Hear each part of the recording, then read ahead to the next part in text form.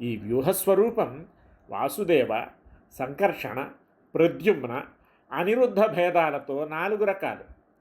జ్ఞాన, శక్తి, బల, ఐశ్వర్య, వీర్య, తేజస్సులు అనే 6 గుణాలు నెలకొన్న మూర్తి వ్యూహవాసుదేవుడు. సంకర్షణాదుల్లోనూ 6 గుణాలు ఉన్నా ఒక్కొక్క మూర్తిలో 2 గుణాలు ప్రస్ఫుటంగా కనపడతాయి. జ్ఞానబలాలు సంకర్షునిలో, ఐశ్వర్య వీర్యాలు ప్రద్యుమ్నునిలో, శక్తి తేజస్సులు అనిరుద్ధునిలో. ఈ వ్యూహాల నుంచి ఇంకా కేశవాది వ్యూహాలు ఏర్పడతాయి. అందుకే పాలకడలిని అవతారాల మజలిగా పేర్కొంటారు. ఆయా వేషాలకు తగినట్టు ఆహార్యం సంతరించుకునే ప్రసాధన మందిరం అన్నమాట పాలకడలి. మూడోది విభవం. మనుష్యుల్లా ఇతర ప్రాణుల్లా ఏర్పడిన రూపాలు విభవాలు.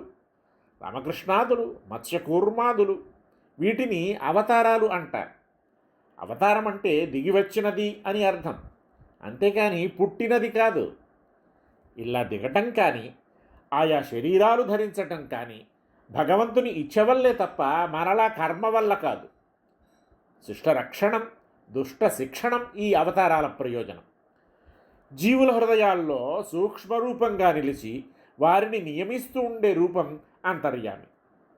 వీడు స్వర్గానికి వెళ్ళినా నరకానికి పోయినా కర్మ ఫలానుభవ వేళల్లో ఎడబాయక స్నేహితుడులా కూడా ఉండే రూపం అంతర్యామి. అయితే జీవుడితో కూడి ఉన్న వాడి దోషాలు మట్టుకు ఆయనకంటవు. ఈ రూపం ఎవ్వరో మహానుభావులైన యోగులకు మాత్రమే దర్శనీయం. ఇక అర్చావతారం. ఆశ్రితుల మనసు మేరకు వారు కోరిన ద్రవ్యంలో, అది కొయ్య కానివ్వండి, రాయి కానివ్వండి, లోహం కానివ్వండి, అప్రాకృత దివ్య శరీరంతో వేంచేసి ఉండి ఆ అర్చకునకు లొంగి వాని కోరిక మేరకు లేస్తూ పడుకుంటూ ఆహార విహారాలు కావిస్తూ అతడు చేసే పరిచర్యను ప్రతిచర్యను సహిస్తూ ఇంట్లో ఆలయంలో ఉండే పరిపూర్ణ స్వరూపాన్ని అర్చామూర్తి అంటారు. పరవ్యూహాలు ఎక్కడో మనకందని చోట కూర్చున్నాయి. విభవాల కాలం గడిచిపోయింది.